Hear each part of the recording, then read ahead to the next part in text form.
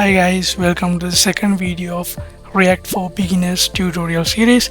In my first video, I just talk about what is React and give a brief understanding of React, and then we set up the development environment which we can use React, and for that we installed Node.js and also a text editor to develop our React applications. As a text editor, we used Visual Studio Code, and we created a project using Vite. That's what we did in the last video.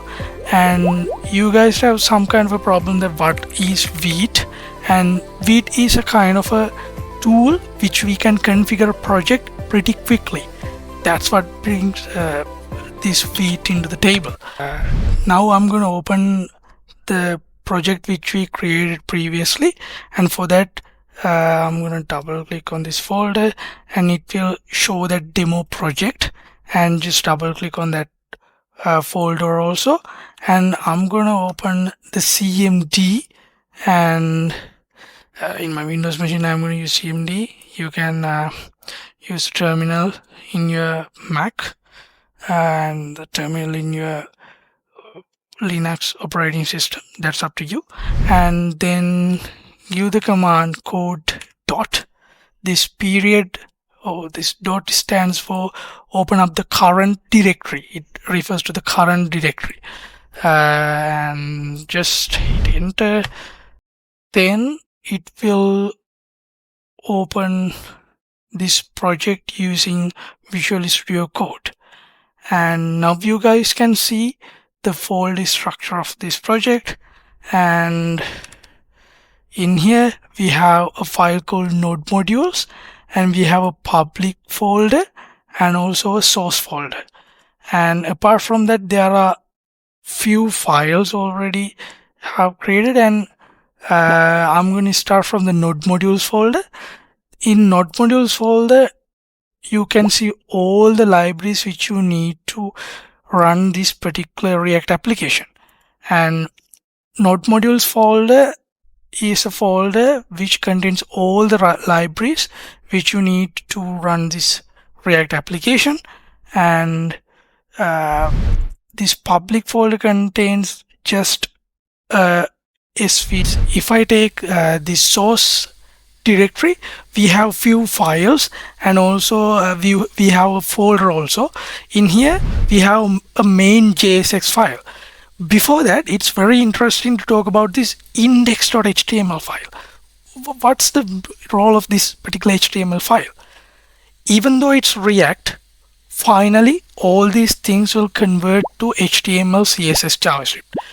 We have fancy things like JSX, and the final result of all these JSX files, all these CSS files, and all sort of this whole library is just HTML, CSS, and JS. This file is the file which will render in the browser when you run this particular application. And if you look at this particular file carefully, you have a div, and it has that ID of root. Then what the purpose of this particular div with the ID of root? And if I go to this main.jsx file, look, it will get element by ID, and that ID is root. And in that particular ID's div, you're going to render some kind of JSX components, and inside these two particular components we have that app component, and this app component has created inside this app.jsx file. That's how that particular flow happened. And when we take that app component, it will contain this kind of just HTML syntax. It's just HTML, but the main thing is that this is a JSX file, JavaScript XML file.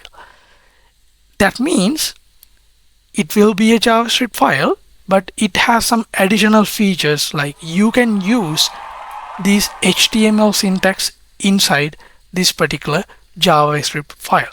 That's what this JSX brings into the table, and that's how the flow of this particular applications rendering part happen.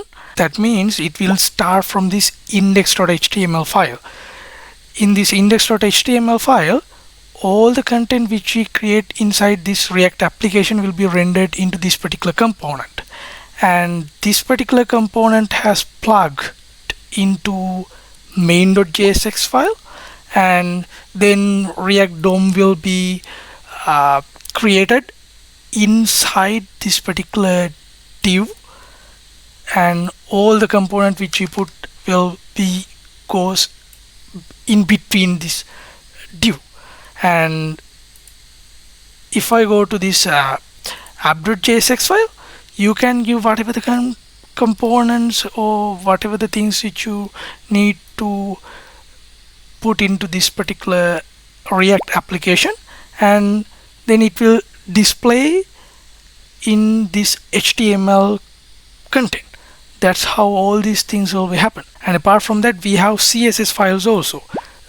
That are the files which we write stylings related to this React application. If we take this index.css file, we can put global CSS related to this application.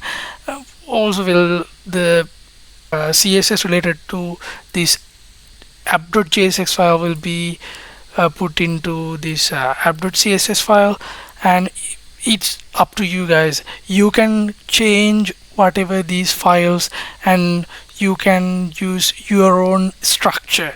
There's not a particular way that this CSS file is the main CSS file or something like that. You can configure the CSS files as you need. Some of the guys will create CSS files from component to component.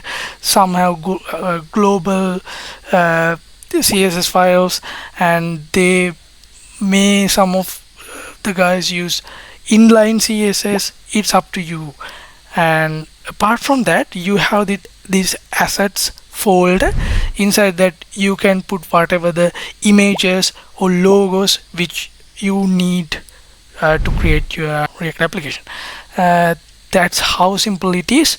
When you need to build stuff, you can come up with your own structure, but even though that's the case, we have good file structures and folder structures, and we're going to be talking about those things.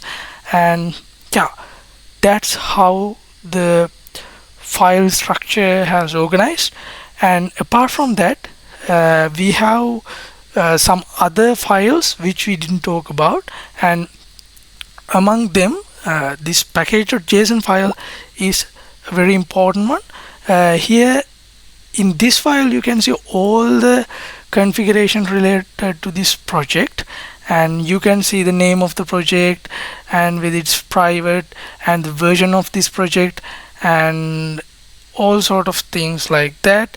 And one of the most important thing is these scripts, and you can start the dev server using this npm run dev command, and you can use npm run build command, and we will talk about these commands or these scripts in next videos. And the other thing is that these dependencies, you have dev dependencies, and you have dependencies which we need to run this particular application in the development mode. And obviously you need some of the dependencies not only in the development mode, that are the dependencies which we're going to put into this particular place. These are dev dependencies which we need to use when we are developing this particular application. Vite is also that kind of a dev dependency which is used that for the development.